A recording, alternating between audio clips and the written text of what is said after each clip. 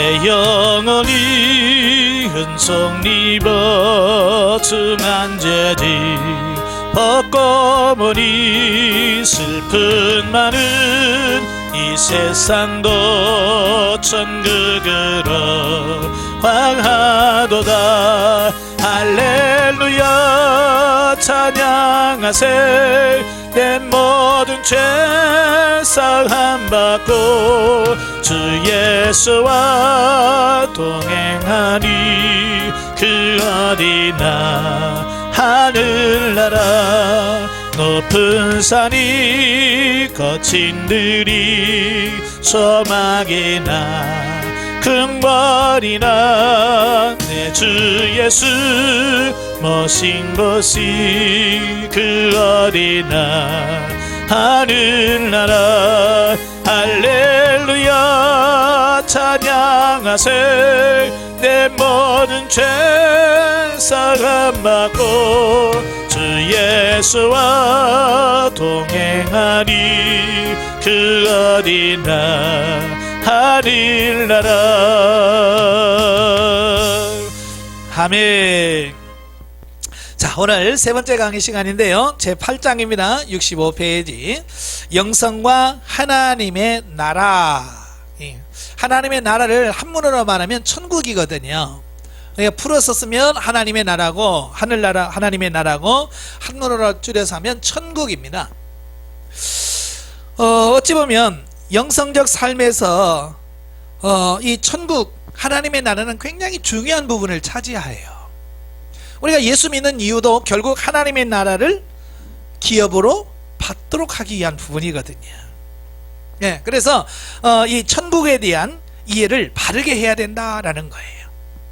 자, 그래서 66페이지 보시면 1. 하나님의 나라 천국. 1. 하나님의 나라는 복음의 중심 내용이라 그랬어요. 우리가 이제 복음이라고 하죠. 예수 그리스도를 통해서 주어지는 그 구원의 역사, 모든 게 복음이에요. 근데 그 복음의 중에서 이 천국이 차지하는 비율은 굉장히 크다 그 말이에요.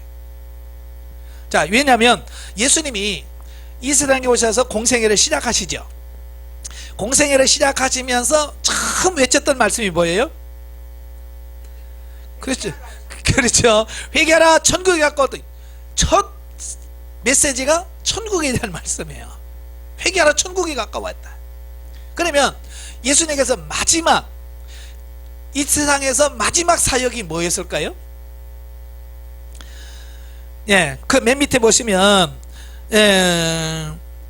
사도행전 1장 3절에 보면 40일에 걸쳐서 하나님 나라의 일을 말씀하셨다 그랬어요. 그러니까 예수님은 처음 메시지가 천국이었고, 마지막 승천 부활하시고 나서 이 세상에 40일 동안 머무셨잖아요. 40일 머물면서 힘쓰셨던 게 뭐냐? 하나님 나라의 일을 말씀하셨다. 그만큼 예수님의 시작도 천국이요, 마지막도 천국에 관한 거예요. 왜냐하면 그만큼 하나님의 나라가 중요하다는 것을 우리에게 말씀해 주고 있습니다. 예, 그러니까 오늘 우리가 가지고 있는 이 천국에 대한 올바른 이해가 있는지 우리 자신을 점검해 볼 필요성이 있다 그 말이에요. 내가 지금 천국을 사모하고 있는데 내가 지금 가지고 있는 천국의 개념이 정말 성경적인가, 바른가 라고 하는 거예요. 왜냐하면 사람들은 내가 뭐라고 생각했던 것을 가지고 살거든요. 그러니까 이게 잘못된 생각을 갖고 살면 내 삶이 잘못되어질 수밖에 없는 거예요. 참, 이단에 빠진 사람들 보세요. 얼마나 대단합니까? 정말 열정적이잖아요. 뜨겁잖아요. 왜 그래요? 예, 자기가 가지고 있는 잘못된 그 지식, 잘못된 그것이 잘못됐다고 인식이 안 되는 거예요. 그게 옳다고 생각하는 거예요. 그러니까 그렇게 살아가는 거예요. 오늘 우리도 마찬가지예요. 잘못된 천국에 대한 생각을 갖고 있으면서 그게 맞다고 생각하고서 살면 잘못되어졌으니까 잘못될 수밖에 없는 거죠. 그래서 이 사고를 바꾸는 게 중요하다 그 말이에요. 자, 2번 하나님의 나라의 현재성에 대한 부분이에요. 천국에 대한 말씀은 예수님께서 마태복음 4장 17절에부터 천국에 대한 말씀을 하셨죠. 예, 이 천국이라고 하는 말은 헬라어로 바실레아. 이 바실레아라고 하는 것은 하나님의 나라의 현재성을 얘기하고 있어요. 그러니까 우리가 아까도 말씀드린 교회는 우리는 자꾸 건물을 생각하잖아요. 어디가? 교회. 그러면 건물을 생각하기 쉬워요. 이 천국도 마찬가지예요. 천국, 우리는 장소라든지 항상 이 먼 미래에 갈 어떤 것을 생각합니다. 우리 한국에는 이 천국의 개념이 보통 사후, 그러니까 죽은 다음에 가는 곳으로 인식을 많이 해요. 그죠? 그래서 천국 가면 떠오르는 게 뭐예요? 죽어야 가네. 또 죽는 거야? 왜 천국 얘기하면 또 죽으라는 얘기야?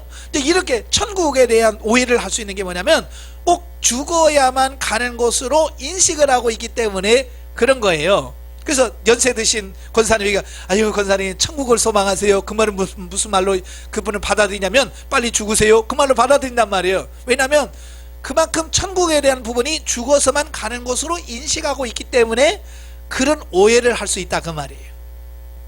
아시겠죠? 예, 그러니까 하나님의 나라가 미래에 있다는 것을 전제로 한 것이다 라고 하는 것을 보게 됩니다. 그러나 최근에 이제 성경 연구를 많이 하시는 분들이 보면 이 천국의 개념은 꼭 죽어서만 가는 곳이 아니다. 내가 지금 살아 있으면서도 얼마든지 누릴 수 있고 지금 경험되어지고 지금 체험할 수 있고 지금 내가 하나님의 나라에 살고 있다, 이걸 강조하게 되어지는 이 부분을 보게 됩니다. 그러니까 죽어서만 가는 곳이 아니라 지금 내가 살고 있는 이 땅에서 천국이 중요하다. 자, 우리 한국교회 성도들이 왜 그렇게 변화가 안 되냐 이거예요. 신앙생활 하면서도 왜 변화가 안 되냐? 이 천국에 대한 개념이 죽어서 가는 곳으로만 인식을 하고 있기 때문에 그래요. 쉽게 말하면 이런 거예요. 가봤어? 가봤나? 그래요. 담임 목사님, 여러분 천국의 상이 큽니다. 가봤어? 가봐야 알지 뭐. 이러니까 현재 내가 어떻게 살아야 되지에 대한 부분은 별로 그렇게 다가오지 않는단 말이에요. 그러니까 현재의 삶에 별로 그렇게 중요하게 생각하지 않아요. 그런데 이 하나님의 나라의 현재성을 이해하게 되면 지금 내가 살고 있는 이 현재가 그렇게 중요한 거예요. 현재가 중요한 거예요. 지금 내가 살고 있는 이거, 지금 내 삶의 현장, 이것이 너무 중요한 거예요. 그래서 이 하나님 나라의 현재성을 이해하신 분들은 현재가 중요하기 때문에 현재 하나님의 말씀을 대로 살려고 몸부림치면서 사는 거예요. 그러니까 변화가 나타날 수밖에 없는 거예요. 아시겠죠? 그래서 하나님 나라의 현재성에 대한 발견에 있어서 가장 중요한 것은 성경적 근거예요. 예. 그래서 성경에서 뭐라고 말씀하시는가? 자, 예수님께서 첫째, 예수님의 귀신 축출은 하나님의 나라의 현재적 실현이다 라고 누가복음 11장 20절에서 말씀해 주고 있어요. 예. 그러니까 무슨 말이냐면, 그러나 내가 만일 하나님의 손을 힘입어 귀신을 쫓아낸다면 하나님의 나라가 이미 너희에게 임하였느니라. 예수님이 말씀하셨어요. 하나님의 나라가 어디에 임했다고? 이미 너희 안에 임했다. 만약에 하나님의 나라 천국이 먼 미래라면 예수님이 뭐라고 했을 것 같아요? 꼭 같으면 먼 미래에 너희들이 천국에 갈 거다 라고 이야기했을 거예요. 그죠? 너희가 예수 잘 믿냐? 나중에 천국에 갈 거다. 왜? 미래니까. 그런데 예수님은 아니, 지금 임했다는 거예요. 이미 너희 안에 임했다. 지금 임했다는 거예요. 현재성에 대한 말씀을 하고 있는 거예요. 또 하나님의 나라의 현재성을 암시하는 비유들이 많아요. 그 중에 감추어진 값진 진주. 예.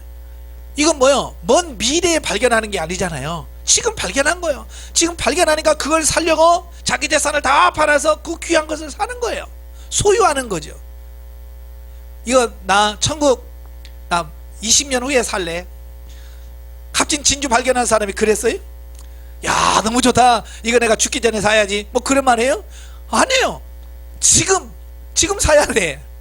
천국을 발견했는데 이거 막 나중에 죽어서 나가야지 그게 아니라 그러면 현재 지금 내가 천국을 소유해야 되고 천국의 맛을 봐야 돼. 내가 가져야 되는 말이에요. 그래서 뭐요? 집도 밭도 다 팔아서 사는 거예요. 취하는 거예요. 자, 이런 비유들, 또 뭐 망대 세우는 자의 임금, 또 무화과 나무 비유, 무화과나무 마찬가지죠. 마가복음 13장에 보면 예수님께서 그 열매 없는 무화과 나무에게 다시는 열매가 없으리라 그러니까 즉시 그 나무가 말라 죽었어. 바로 그 순간에 실행되어지는 거예요. 이게 하나님의 나라 천국에 관한 부분이거든요. 또 세 번째로 예수님이 자신의 사역을 구약의 예언이나 종말적인 비유와 연결시키고 있다. 즉 자신의 사역을 통해 구약의 약속이나 종말이 이제 실현되고 있다라는 암시들이 많이 나와 있어요. 예, 그래서 뭐 누가복음, 마가복음, 마태복음 보면 자 구약 성경 말씀을 인용하면서 이사야의 말씀을 인용하면서 설명을 하고요. 예, 70명의 제자를 파송하면서 예, 추수할 것이 많다. 추수할 일꾼을 달라고 기도해라. 예? 먼 미래에 추수할 게 아니야. 지금 추수한다 그 말이에요. 자, 이런 것을 통해서 하나님의 나라는 먼 미래에만이 아니라 현재, 지금 현재적으로 임하고 있다. 그 얘기를 하고 있는 거예요. 그러니까 우리가 복음 전하면서 지금 예수 믿으시면요 나중에 죽어서 천국 가요 그게 아니에요. 지금 예수님 믿으면 바로 천국 들어갑니다. 천국의 삶이 시작됩니다. 이게 맞는 거예요. 아시겠죠? 자, 물론 진정한 완전한 하나님의 나라의 완성은 종말적인 미래에 남아 있습니다. 예. 그러나 현재도 부분적인 체험이 가능하다. 그러므로 죽음 이후에만 의미 있는 것이 아니라 현재의 삶도 대단히 중요하다. 이걸 말씀해요. 다시 말하면 현재가 있어야 미래가 있는 거지. 현재가 없는 미래가 뭐가 있겠어요? 참 그 학교 다닐 때 보면 그래요. 공부 잘하는 애들은요 그날 해요. 그죠? 예습 복습 그날 할 거 그날 하고 하죠. 근데 공부 못하는 애들은 벼락치기라고 하죠. 그냥 놀아요. 놀아봐. 노는 게 재밌으니까 막 놀아요. 야 어디 시험이냐? 내일 큰일 났다. 오늘 밤새 해야지. 그래서 그냥 밤새워서 막 합니다. 그 정작 중요한 시험 시간은 줘라. 그러니 점수가 높을 일이 없죠. 잘 나올 수가 없어. 그러니까 미래를 바라보는 사람은 벼락치기 하는 사람들이에요. 예. 그러나 현재를 바라보는 사람은 뭐야? 그 공부 잘하는 사람은 매일 그날 해야 될 거, 그죠? 그날 해야 될 걸 점검하고 하고 하면 그래 뭐 미래가 그래 중요한 게 아닌 거예요. 예. 참 학교 다닐 때 제일 미운 선생님이 누구냐면 쪽지 시험 모르시는 분 있잖아요. 아무 예고도 없이 그냥 갑자기 야 책 덮어. 그러면서 종이 그냥 하얀 종이는 이거 써, 이거 써내라. 공부한 사람들은 어때요? 툭툭툭툭 써내려가죠. 근데 공부하는 막 전혀 시험에 대비가 없는 애들은요 뭐 이런 게 다 있어 그러면서 머리 하얘져 가지고 못 쓰잖아요. 이게 슬기로운 다섯 처녀와 미련한 다섯 처녀의 비유예요. 이게. 예. 그러니까 슬기로운 다섯 처녀는 미리 기름과 등불을 다 준비해놔요. 그죠? 그럼 미련한 다섯 처녀는 뭐야? 등불만 준비해놓고 때려서 막 하지 뭐, 오면 하지 뭐. 근데 왔는데 이미 늦었잖아요. 예? 등불이 꺼져가는 거예요. 그러니까 야 좀 빌려달라. 야 둘이 쓰기는 부족하다. 사와라. 그러니까 사러 간 사이에 이미 문은 닫혀있고 들어가지 못하는 거예요. 이 부분을 우리가 잘 기억하셔야 됩니다. 현재의 삶이 중요하다. 자, 우리는 신앙생활함에 있어서 하나님의 나라의 올바른 이해를 갖는다는 것이 얼마나 중요한지 모른다. 그러면 우리가 이 세상에서의 하나님의 나라를 올바로 이해하려면 어떻게 해야 하겠는가? 먼저 이 세상에 대한 이해가 우선돼야 되는 거예요. 하나님의 나라를 이해하려면 이 세상이 뭔지, 이 세상 나라가 뭔지 먼저 이 세상을 아는 것이 중요하다. 그래서 이 세상의 삶의 현실을 우리가 이제 세 가지로 구분할 수 있습니다. 예, 그래서 하나님의 나라를 이해하려면 이 세상 나라를 먼저 이해를 해야 되는데요. 자, 창세기 1장에 보면 하나님께서 뭐 하셔요? 1장 1절에 태초에 하나님이 천지를 창조하시니라. 하나님이 뭐 하셨어요? 창조하셨어요. 무에서 유 아무것도 없는 세상에서 하나님이 이 세상을 창조하셨어. 하나님이 세상을 이처럼 사랑하사 하나님이 지으신 이 세상, 그래서 이걸 창조된 세상이라고 말합니다. 네, 창조된 세상. 그래서 하나님께서 에덴 동산을 지으시고 그 동산에서 정말 행복하게 사셨어. 그래서 이 창조된 세상에는 죄도 없고 오직 하나님의 통치가 온전하게 이루어지는 그런 하나님의 나라였어요. 아담과 하와 할아버지 할머니가 그 선악을 알게 하는 열매 안 먹었어도 우리 지금 에덴 동산에서 얼마나 행복하게 살 거예요. 그죠? 아이고, 근데 이분들이 깜빡해가지고 속으셔가지고 죄를 지었어요. 그래서 이 하나님의 나라가, 완벽했던 하나님의 나라가, 하나님이 통치하는 세상 나라가 이제는 뭘로 바뀌냐면 마귀가 다스리는 나라가 돼요. 그래서 에베소서 6장에 보면 공중권세 잡은 자, 바로 이 마귀가 이 세상의 권세를 잡아 하나님이 통치하는 세상이 아니라 마귀가 통치하는 나라가 돼버린 거예요. 그래서 아담과 하와 이후에 태어난 모든 사람들이 뭐예요? 그렇게 죄를 짓는 거예요. 그렇게. 왜? 하나님을 따라 사는 게 아니라 거짓의 아비요, 속임수의 아비요, 그 마귀의 종로를 하니까 사람들이 전부 다 죄를 짓는 거예요. 얼마나 하나님이 그렇게 만들어 놓은 세상 나라를 마귀가 그러니 얼마나. 그래서 마귀가 하나님이 창조한 이 세상을 마귀가 접수하면서 나라 이름을 바꿔버렸어요. 이 세상 나라로. 마치 우리나라의 역사를 보면 고려시대, 고려시대를, 고려 나라를 이기고 이성계가 이시 조선을 세우잖아요. 고려라는 나라의 제명은 없어지고 조선이라는 나라를 세우는 거야. 마찬가지로 하나님께서 세상 나라를 만드셨는데 마귀가 접수하면서 이 세상 나라라고 나라의 이름을 개명해 버렸어요. 그래서 예수님께서 말씀하시기를 이 세상 임금이 있다. 이 세상 임금이 누구냐? 마귀다. 그래서 마귀를 이 세상 나라 임금이라고 표현하고 있어요. 그러니까 이 세상에 뭐가 있어요? 죄만 있고요, 죽음, 타락, 이런 것만 있는 거예요. 그래서 이제 이 세상 나라, 타락한 이후의 세상 나라예요. 타락한 이후. 하나님께서 이렇게 끝내시는 건 하나님의 뜻이 아니잖아요. 그죠?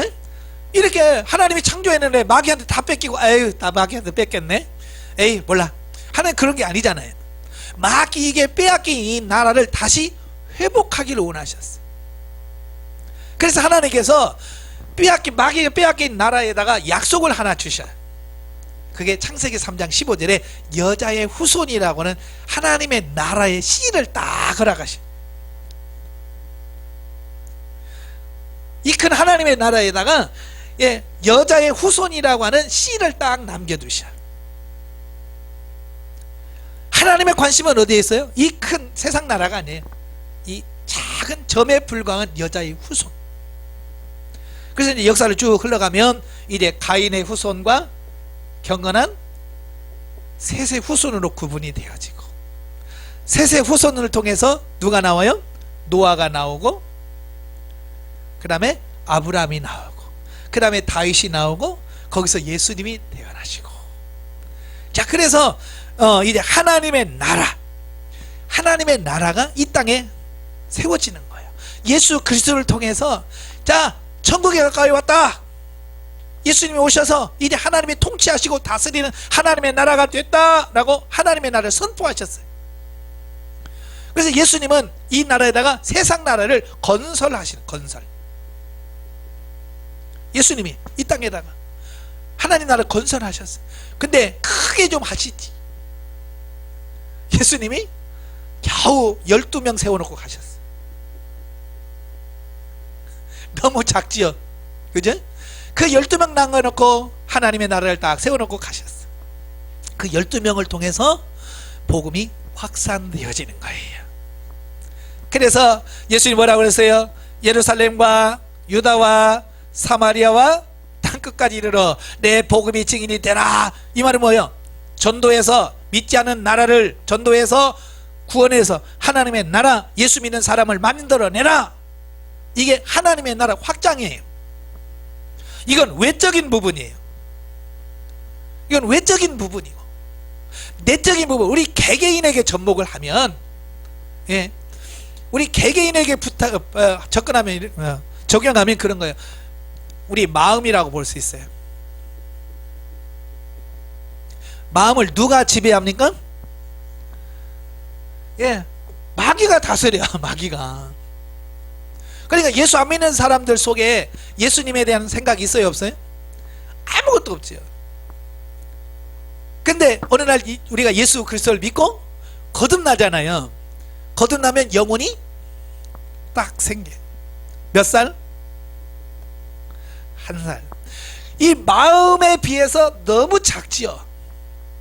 그러니까 처음 예수 믿는 사람이 하나님 말씀대로 살 수 없는 이유가 이거예요. 마음은 큰데 여기서 천국이 차지하는 부분이 너무 적은 거예요. 그래 못 누려.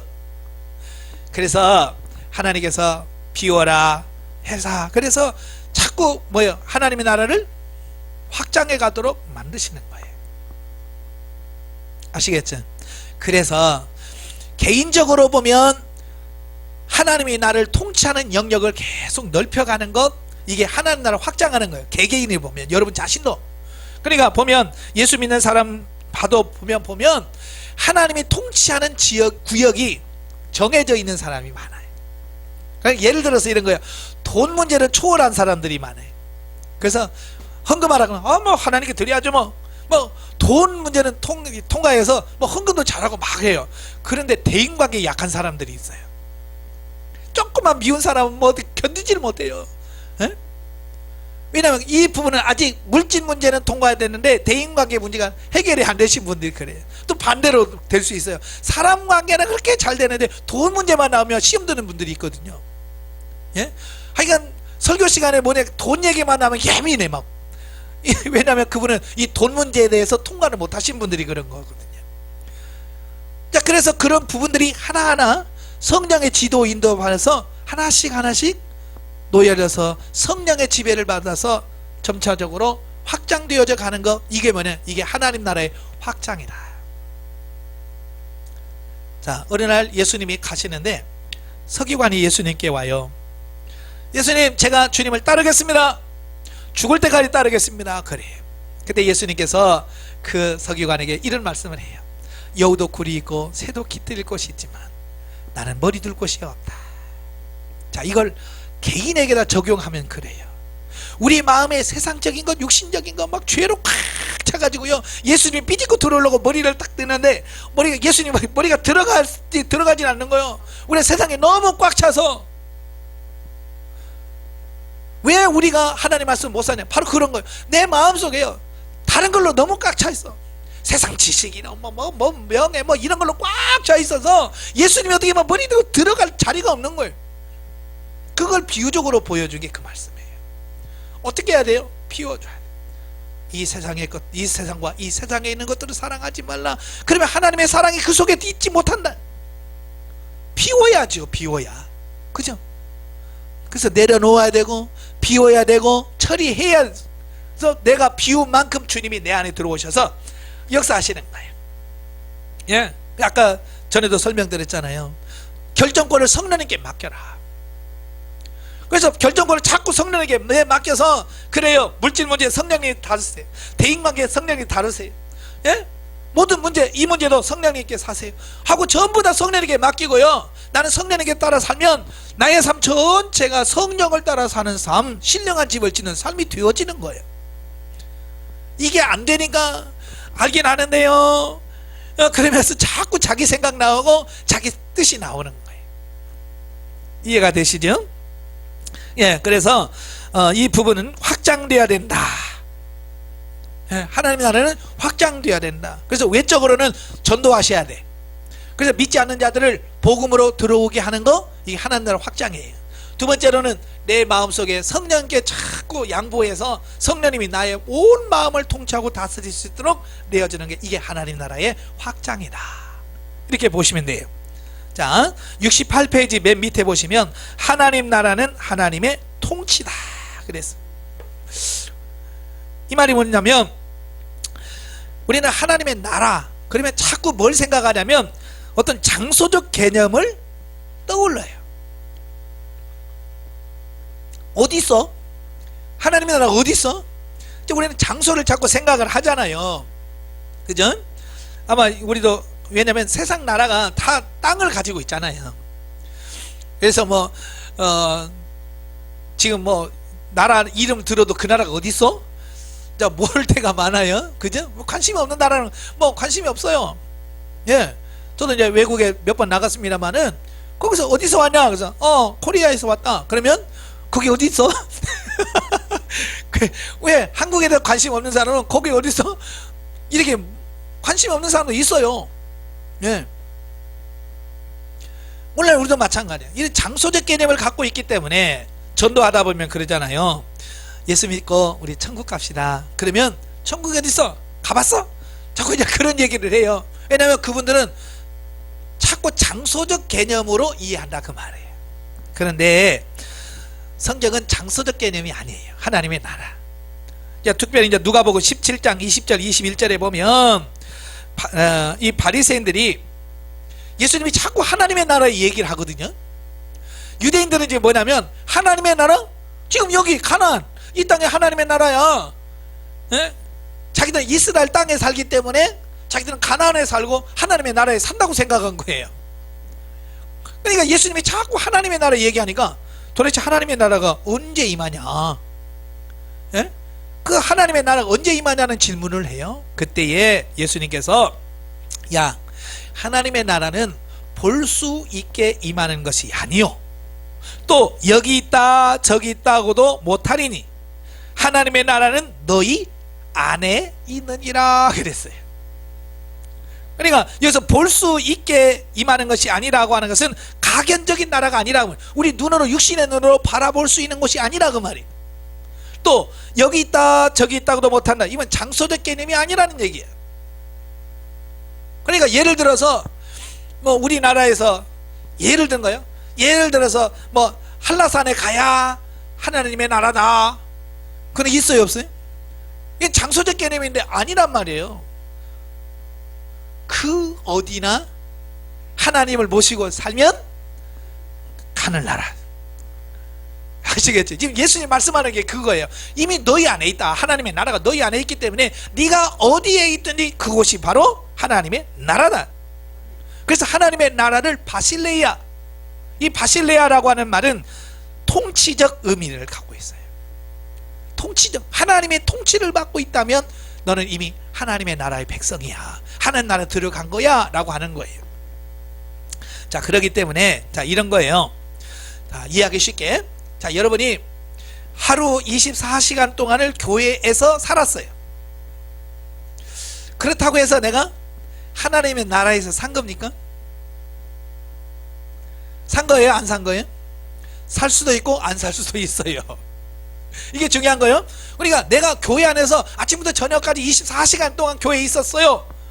교회에 있어도 내가 하나님의 통치를 받지 않고 교회 안에 있었다면 이건 세상에 사는 거랑 똑같은 거예요. 하나님의 통치를 받고 하나님의 지도인들을 받고 살았다면 그 사람이 교회가 아닌 시장 바닥에 있어도 그 사람은 하나님의 나라에 사는 거예요. 이건 장소적 개념이 아니라는 얘기를 하고 있는 거예요.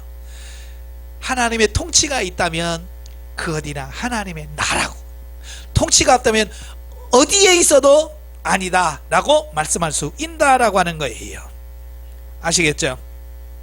예, 그래서 예수님께서 여기 있다 저기 있다고도 못하고 너희 속에, 곧 예수님을 영접하고 믿어 구원받은 신자의 개개인의 마음속에 임한 심령 천국을 말씀하고 있습니다. 또 하나님의 부르심을 받은 신자들의 공동체 가운데 임하시는 하나님의 나라를 가리켜 현세천국이라 말합니다. 아마 여러분 현세천국이라는 말 들어보셨어요? 예, 현세천국이란 말을 처음 들어보신 분도 계실 거예요. 예, 그냥 천국만 들어봤지 현세천국을 못 들어요. 이 현세천국이라고 하는 말은 현재 세상에 임하여 있는 하나님의 나라, 그걸 줄여서 현세천국이라 그래요. 그러니까 우리가 살고 있는 이 현재에 임한 하나님의 나라가 현세천국이에요. 또한 하나님의 나라는 영원천국과 현세천국이 그리스도의 초림 때부터 재림 때까지 걸쳐서 연속적인 것이다. 예, 그러니까 미래천국과 현세천국은 뭐냐? 영원천국은 이어져 있어요. 따로 떼어져 있는 게 아니에요. 마치 이런 거죠. 내가 태어났어요. 내가 유치원에 갔어요. 유치원 졸업하고 초등학교 갈 때에 유치원으로 있던 몸을 싹 바꿔서 새로운 몸으로 초등학교 들어갑니까? 아니면 유치원 때 계속 자란 내 몸을 가지고 초등학교에 들어갑니까? 예, 이어지잖아요. 내가 초등학교 가고 또 내가 고등학교 가고 이렇게 이어지는 거, 영속성이라 그 말이에요. 자, 이게 무슨 말이냐면 이 세상에서 지금 여러분들이 현재에서 누리잖아, 이 천국, 그죠? 이 현세천국과 영원천국이 이어져 있다는 거예요. 그러니까 이 땅에서 잘 살아야 하나님의 나라에서 잘 살 수 있다, 그 말과 같은 말이에요. 근데 자꾸 우리는 이걸 끊어놔. 그래서 뭐야, 천국 가면 잘 살면 되지 뭐, 이 세상은 가난해도 천국 가서 부자로 살면 되지. 아니, 이 땅에서 영적으로 가난한데 어떻게 천국 간다고 갑자기 부자가 됩니까? 자, 예를 들어서 이런 거예요. 예전에 뭐 한참 미국 이민의 붐이 일어났잖아요. 아니, 한국에서 가난한 사람이 미국 간다고 갑자기 부자가 됩니까?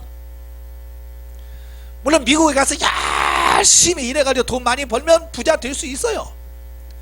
근데 내가 한국에 살다가 미국으로 가서 미국에 딱 도착했다, 아, 내가 부자 됐다? 아니에요. 한국에서 거지는 미국 가도 거지야. 이 말이 무슨 말이냐면 이 나라에서 거지로 살면 하나님의 나라 가서도 거지야. 그러니까 이 땅에서 잘 살아야 되는지 그 얘기를 하려고 하는 거예요. 지금 이 땅에 살면서 여러분들이 기도 열심히 하고 말씀에 순종하고 열심히 봉사하고 섬기면서 내 신앙을 열심히 키워서 영적인 부자가 만드셔야 돼요. 성장 성숙해져야 그게 하나님의 나라 그대로 이어질 수 있다는 것을 말씀해 주고 있는 거예요. 그래서 마태복음 11장 12절에서 예수님 뭐라고 하는, 천국은 침노를 당한다 라고 말씀해 주고 있어요. 이 침노를 당한다라고 하는 말은 무슨 말이에요? 예? 얼마든지 엎어쓰고 뒤집어 쓸 수 있다는 얘기예요. 열심히 하는 사람은 그만큼 많이 얻을 수 있다는 얘기예요. 자, 여러분들이 나중에 이제 여호수아서를 보게 되어지는데요. 자, 똑같이 애굽에서 나왔어요. 이스라엘 12지파가 모세를 따라서 나왔어요. 똑같이 40년 광야 생활을 했어요. 그리고 여호수아의 지도를 따라서 똑같이 가나안에 들어갔어요. 그런데 땅을 분배하는 걸 보면 똑같아요? 달라요? 확실히 달라요. 달라도 너무 달라. 유다 지파 같은 경우는 거의 막 가나안 땅의 3분의 2를 차지해. 므낫세 지파는요 엄청 넓어요. 에브라임 지파도 좋은데 다 차지했어. 그걸 보면서 침노를 당한다, 침노하는 자가 빼앗느냐, 이걸 배울 수 있는 거예요. 이게 무슨 말이냐면요, 유다 지파 같은 경우는 갈렙과 같이 아주 용맹한 믿음의 사람이 있잖아요. 그래서 여호수아한테 가서 이 산지를 내게 주소서 그러잖아요. 그 산지가 뭐예요? 헤브론에 아직도 안악자손이 있고 아직도 가나안 족속들이 많고 그들은 철병거가 있어요. 그럼에도 불구하고요, 주라, 이걸 달라. 그러면 내가 가서 처리하고 뺏겠다, 그런 거예요. 다 빼놓고 다 해놓은 데 가서 그냥 편하게 아이고 여기는 내 땅, 그게 아니라 그 땅을 힘들고 어렵지만 내가 가서 빼앗아서 내 차지하겠다, 그 뜨거운 사모함, 열정, 어떤 그런 뜨거운 마음이 있어요. 그러니까 유다가 그렇게 넓은 거예요. 그런데 다른 지파들, 뭐 스불론 지파나 뭐 이사갈 지파, 이런 지파들은요 조금씩 얻어요. 진짜 조금씩 얻어. 왜? 여호수아가 야 좀 어디 차지할 거야, 그래도 생각이 없어, 사모하는 마음이 없어, 열정이 없어요. 그러니까 하도 답답하니까 뭐 여호수아가 얘들 일로 와봐, 좀 지도 그려와, 지도. 그래서 대표 3명씩 뽑아가지고 지도 그려오니까 야 제비 뽑아. 얼마나 열성이 없고 열정이 없으면 제비 뽑자. 물론 이제 하나님께서 뽑으라고 했지만 그렇게까지 해서 나눠줘요. 사모함이 없는 사람, 열정이, 뜨거움이 없는 사람, 침노를 하지 않는 사람은 저거에 자제. 보세요, 우리 같이 기도합시다 그러면 정말 뜨거운 사람들은 막 쥐야 하면서 막 주님과 기도하는데, 열정이 있는 사람은 아휴 졸려라, 이런 사람 누가 하나님께서 응답하시겠어요? 예? 보나만 하지. 바로 그거예요. 천국은 침노하는 자가 빼앗는 거예요. 그러니까 기도할 때도 뜨겁게 하십시오. 봉사할 때도요 뜨겁게 하시고, 뭘 하든지 뜨겁게 열정을 가지고 하세요. 예? 단지파처럼 조금 차지한 그것도 못해가지고 에이 모르겠다 우리 도망가자고 저 위로 도망가요. 단지파는 하나님께서 주신 기업을 포기하고 저 위로 도망가요. 도망가면 편할 줄 알아요? 난리 났다, 전쟁 났다 하면 거기서 터져. 예, 북쪽에서 아수르 쳐들어오지, 아람 나라 쳐들어오지, 맨날 쳐들어와. 나중에는 흐지부대도 단지파가 없어져 버려요. 예? 우리가 오늘 마찬가지예요. 뜨겁게 신앙생활하지, 믿는지 안 믿는지, 예? 그렇게 대충 믿으면 안 된다, 그 말이. 뜨거운 열정을 가지시고 신앙생활 하시기를 바랍니다.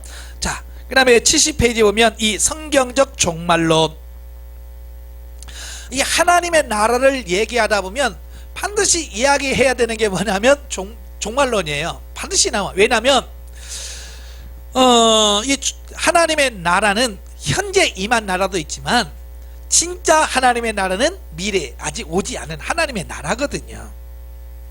그죠? 그래서 신학자들 중에서도 이 먼 미래에 임할 하나님의 나라에다가 중점을 두고 목회를 하고 신학을 피는 사람이 있고, 그래도 현재가 중요하지 않냐. 그래서 이 현재에 대하여 논하면서 현재 중요성을 강조하는 사람도 있더라는 거예요. 예, 아시겠죠? 자, 그래서 이 신학자들마다 미래를 강조하는 철저한 종말론자들이 있고 현재를 강조하는 실현된 종말론을 주장하는 사람이 있어요. 근데 우리나라는 주로, 우리나라 신학적으로 보면 거의가 다 예전에는 이 미래에 나타날 철저한 종말론을 얘기했어요. 그래서 예수님이 재림하셔야 하나님의 나라가 임하고 하나님 나라가 된다. 그러니까 우리나라가 이렇게 영적으로 성장하지 못하고 변화가 안 된 이유가 너무 먼 미래에 대한 부분만 강조한 거예요. 그래서 죽어서 천국 갈 겁니다. 예? 죽어야 천국 갑니다. 그러니까 이 삶에서 별로 그렇게 부딪히는 부분이 없고 현재를 강조를 못한 거예요. 그러면서 이제 도드라고 하는 사람이 나와요. 도드라는 사람이 책을 쓰는데 왕국의 비유들이라는 책을 씁니다. 자, 그러면서 이 도드는 뭘 강조하냐면 현재다, 하나님의 나라에 임한 현재가 중요하다라고 이 현재성에 대한 부분을 강조하는 거예요. 그래서 그가 뭐라고 말하냐면 사람들이 그들의 행위로 그것을 인정하든 거부하든 간에 인식해야 할 현재적 사실로 선포된다. 이 하나님의 나라 현재 임한 이 하나님의 나라는 우리가 믿든지 안 믿든 거부하든지 상관없이 하나님의 나라는 이미 실현되고 있다. 마치 이런 거예요. 밖에 나가서 눈 딱 감고 난 태양이 안 보이니까 태양은 없어. 여러분, 내가 태양 안 보인다고 태양이 없어져요? 아니요. 내가 보든 안 믿든 안 믿든 태양은 있는 거예요. 마찬가지로 하나님의 나라도 역시 마찬가지다 그 말이에요. 거부한다고 해서 하나님의 나라가 없어지고, 그게 아니라 그 말이에요. 거부하든 안 하든 하나님의 나라는 이미 이 땅에 실현되어 있다, 그 말씀을 하고 있습니다. 자, 그러면서 이제 브루스라고 하는 분도 또 같이 합세를 하고요. 더 나가서 이제 레드라고 하는 분이 나와요. 네, 레드는 71페이지 보시면 그 두 번째 챕터의 중간 밑에, 또한 조지 레드는 하나님의 나라의 시간적 양면성을 말한다. 지금까지 우리가 고찰해 본 다른 많은 학자들과 마찬가지로 그는 하나님의 나라는 현재성과 미래성을 동시에 가지고 있다고 하였다. 그러나 대체로 그들은 한쪽을 다른 한쪽보다 약간씩 더 강조하는 경향이 있었다. 도드나 몰트만이나 쿨만은 현재성을 더 강조했으나 슈바이처나 바이스나 이런 천년 왕국론자들은 하나님의 나라의 미래성을 더 강조하게 됐다. 이러한 편향적인 경향에 대해서 레드는 그 양면성의 균형을 강조했다. 예, 이걸 다 강조해야 된다는 거예요. 현재만 강조하고 미래를 강조하지 않으면 안 된다. 현재와 미래를 같이 조화, 균형을 이루어야 된다. 미래만 강조하고 현재를 강조하지 않으면 미래가 없다는 거예요. 그래서 이걸 어떻게 균형 잡힐 거냐, 어떻게 한쪽으로 치우치지 않고 균형을 잡힐 것이냐, 자, 이게 중요하다라고 레드는 말씀하는 거예요. 네. 자, 그래서 넘기시면 72페이지 첫째, 하나님의 나라의 미래성.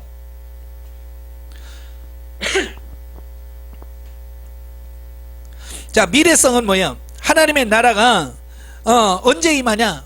예수님의 재림을 통해서 이제 하나님의 나라가 임한다는 거예요.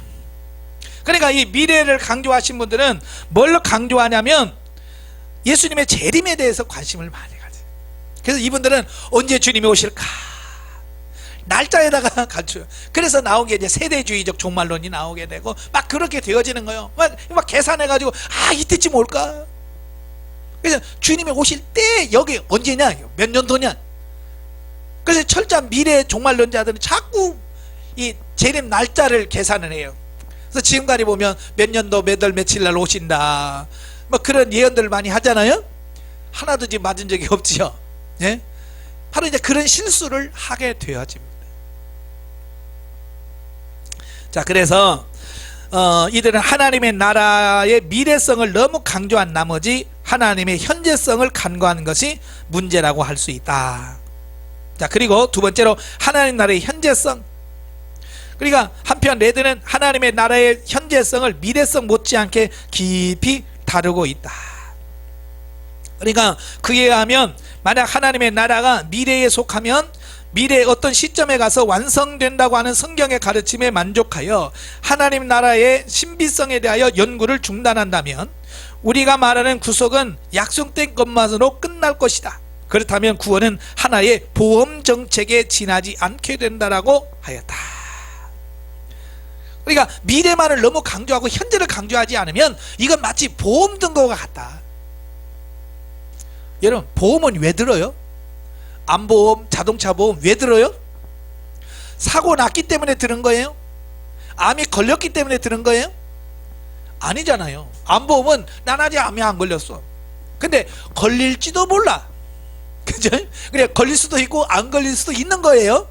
그러니까 이거 불확실한 거예요. 이때 보험 들어는 거 불안하니까 그래도 암보험 하나 들어놔야 뭐 암이 안 걸리면 감사하고 걸리면 받고 뭐 그런 거죠. 그러니까 이러면 좋고, 그래서 미래를 위해서 그냥 들어두는 게 보험이거든요. 운전자 보험, 자동차 보험도 마찬가지예요. 내가 사고 났기 때문에 보험 드는 게 아니라 언제 날지 모르잖아요. 그죠? 내가 몇 월 며칠 날 사고를 내야지 뭐 그래서 사고 낸 사람 없잖아요. 그냥 가다 보니까 우연히 사고가 나게 되고 또 당하기도 되고 그래요. 그러니까 언제 어디서 일어날지 모르니까 미리 보험을 들어놓은 거예요. 그렇잖아요. 그래서 보험 들어놔서 걸리면 다행인 거고 뭐 안 들리면 그냥 날린 거고 이제 그렇잖아요. 신앙생활을 그런 식으로 하면 안 된다 그 말이에요. 아시겠죠?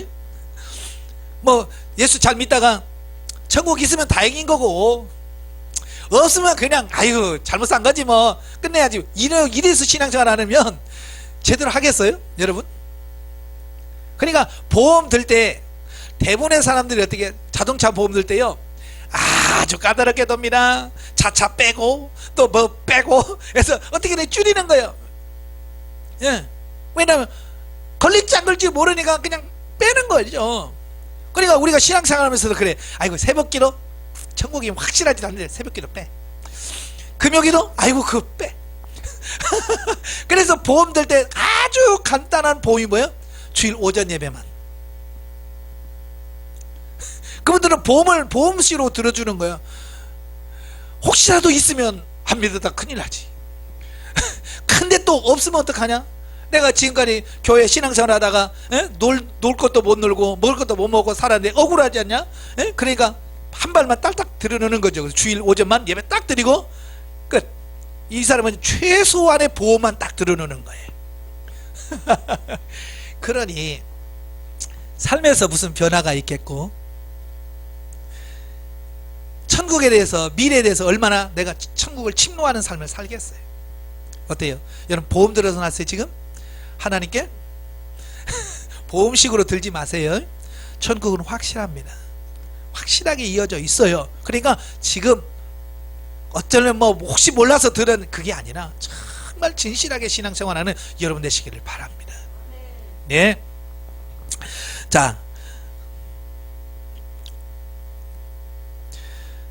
그래서 이제 73페이지 보시면 성경을 보면 현세와 대세는 하나의 사건으로 일어나는 것이 아니라 그 두 세대가 중첩되어 있음을 알게 된다.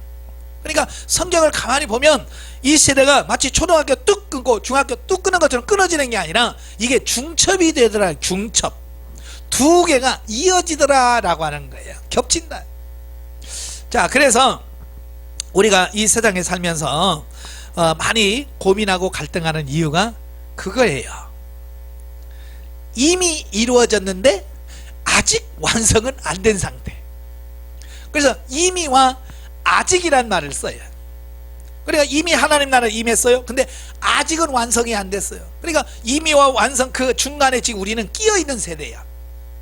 그러니까 어찌 보면 세상 나라와 하나님의 나라가 지금 중첩 겹쳐져 있는 삶에서 살고 있는 거예요. 그래서 우리가 하나님 편에 속해서 하나님 안에 있으면 안식을 누리다가 또 세상으로 오면 또 힘들고 자 그래서 이 세상과 이 하나님의 나라를 왔다 갔다 하면서 우리가 지금 살고 있는 세상이에요. 거기서 우리가 세상 나라로 살던 삶을 하나님의 나라의 삶을 사는 삶으로 바뀌어져 가요. 아시겠죠? 예. 자 그래서 넘겨서 보면 그 그림이 하나 나와요. 레드는 그의 종말관을 다음과 같은 도식으로 표현한다 그랬죠. 자 이걸 한번 그림을 그리면서 소개를 한번 해보면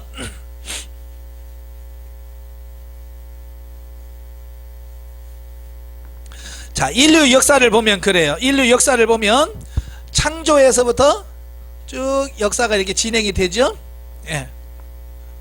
하나님이 창조하면서부터 역사는 시작이 돼요. 그래서 뭐 모세 시대 뭐 쭉쭉쭉 하다가 예수님께서 약속하신 대로 임하시죠. 초림. 자 예수님이 초림하면서부터 뭐가 시작이 되냐면 교회 시대가 시작합니다. 자 교회 시대가 진행이 되어져요. 자 그러면서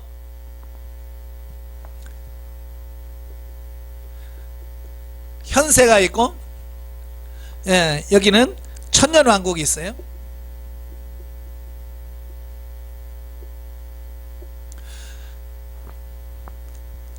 자 그런데 여기서 보면 점선이 있죠. 점선이 있어요. 어디까지 이루어지냐면 천년왕국 전까지 이루어지고 점선이 그 다음에 여기는 실선이 이루어지죠. 자 여기는 내세예요. 자 이 말이 무슨 말이냐면요. 자 사도 바울도 죽었죠. 베드로 죽었죠. 우리 어머니도 돌아가셨어요. 자 돌아가신 분은 어때요? 지금 현재 지금 살고 있지만 돌아가신 분은 바로 어디로 가요? 내세로 가는 거예요. 이 시대에 갔으면 내세로 들어가는 거예요. 내세 낙원에 가 있는 거죠. 내세. 그렇지만 지금 현세는 지금 살아있는 사람은 어때요? 지금 살고 있는 거예요. 그러니까 계속 어떤 분은 내세로 가고 현세는 지금 태어나기도 하고 이게 지금 계속 그게 사이클이 계속 이어져 가고 있는 거예요. 아시겠죠?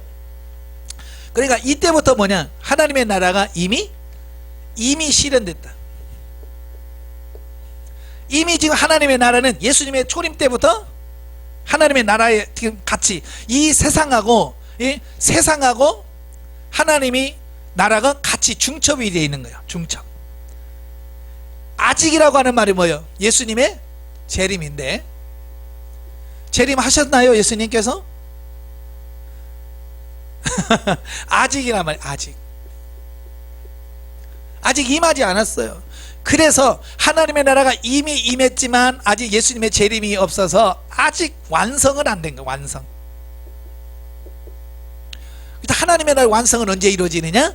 예수님의 재림을 통해서 하나님의 나라가 완성되어진다 라고 하는 거예요. 예수님의 재림을 하면서 이 하나님의 나라 천년왕국이 이루어집니다. 그 천년왕국이 다냐? 아니죠. 자, 이때 재림하실 때 1차 부활이, 구원받을 자들이 이때 부활하는 거예요. 예. 하늘에 있는 영혼과 이 땅에 죽은 육체가 부활합니다. 부활해서 영과 육이 만나서 부활체가 돼요. 그래서 예수님과 함께 이 땅에 천년왕국을 누립니다. 그 다음에 이 천년왕국이 다 지난 다음에 둘째 부활이 일어나요. 둘째 부활은 누가 부활하죠? 예수 믿지 않고 구원받지 못한 자들이 그때 부활하는 거예요. 아시겠죠? 그때 부활해요. 그래서 하나님 앞에 백보자 심판을 합니다. 백보자 심판을 받아. 그래서 거기서 이제 영생과 영벌로 구분이 되어집니다. 아시겠죠?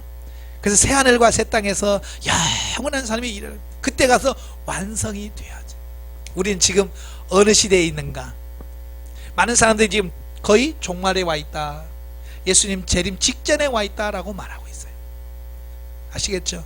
그러니까 지금 정신 차려서 이 땅에 사는 동안 이걸 준비해가는 삶이 돼야 돼요. 준비한 사람은 누려요. 창세기 보면 그 요셉 이야기가 나오잖아요. 그 바로왕이 꿈을 꾸죠. 그 꿈대로 요셉이 해석을 하고 준비를 해가잖아요. 그래서 풍년 7년 들었을 때 양식을 막 사다가 다 써놔요. 저장해 놓죠.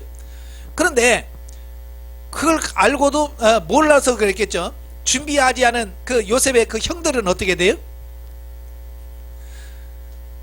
식량이 없어요. 준비를 안 해놨어. 그냥 뚝 떨어진 거야. 그러니까 어때요? 야, 애굽에 쌀이 있다는데 거기서 구해와라. 그래서 구하러 갈 수밖에 없는 거예요. 그래서 준비한 사람과 준비하지 않은 사람의 차이가 거기 있는 거예요. 우리가 예수님의 재림이 있다, 이거 확실한 거예요. 이걸 준비한 사람과 준비하지 않은 사람의 결과는 확연히 다르다고 말이에요. 그래서 준비해야 된다고 말이에요. 그래서 왜 그러면 하나님께서 왜 굳이 현세 천국을 마련해 놓고 왜 힘들게, 왜 현세 천국에 살게 하셨을까, 그 말이에요. 왜 그랬을까요? 바로 현세 천국을 우리에게 주신 것은 이 미래 천국을 준비하도록 하는 과정이라, 그 말이에요. 예? 어떤 청년이 저한테 와서 그래요. 목사님, 괜히 젊어서 교회 다녀가지고 놀러도 못 가고 그냥 주일날 날씨 좋은 날 그냥 교회 와서 예배 드려야 되고 봉사해야 되고, 진짜 왜 괜히 일찍 믿었는지 모르겠다고 이런 투정을 하더라고요. 그래서 너는 뭘 모르는구나. 하나님께서 미래를 준비하라고 일찍 불러서 준비 기간이 많으면 그만큼 많이 준비해서 변화돼서 하나님의 나라 가서 누릴 수 있는 게 결정이 되어진대. 그게 기쁨과 감사가 돼야지 왜 그게 불평 불만이 되냐. 이걸 몰라서 그래요. 예, 몰라서. 그러니까 구원받는 건 똑같아요. 나이 70 넘고 80이 넘어서 숨 깔딱깔딱 넘어가기 전에 내가 예수님 영접합니다 하고 홀깍 해서 영혼 구원을 받아 천국에 가요. 낙원에 갑니다. 그런 사람하고 태어나면서부터 열심히 천국을 준비한 사람하고 가서 누려지는 게 똑같을까요? 똑같으면 내가 왜 이 짓을 해요? 그죠? 똑같으면 내가 왜 이 짓을 해? 그냥 나도 그냥 막 내 마음대로 살다가 꼴딱 그러면 그래, 주여 내 영혼을 불쌍하게 여겨주세요 이러면 되는 걸. 아니라고 말이야. 아니에요. 분명히 다르다. 심은 대로 거두고 행한 대로 받는 게 하나님의 법칙이에요. 그러니까 지금 여러분들이 신앙생활 잘 하시고 열심히 사셔야 돼. 그래야 하나님의 나라에 가서 부끄러운 삶을 살지 않고 영광스러운 구원을 받게 돼. 그래서 영광스러운 구원을 갖도록 하기 위해서 하나님께서는 지금 이 땅에서 훈련하시는 거예요. 열심히 훈련. 그래서 훈련 받으시면서 변화되고 새로워지고 온전해져서 하나님 나라에 들어가서 큰 영광을 누리신 여러분 되시기를 바랍니다. 아시겠죠?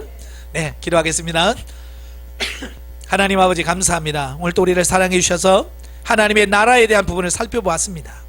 우리가 그동안 하나님의 나라를 먼 미래에 죽어서나 가는 천국으로 생각해 왔습니다.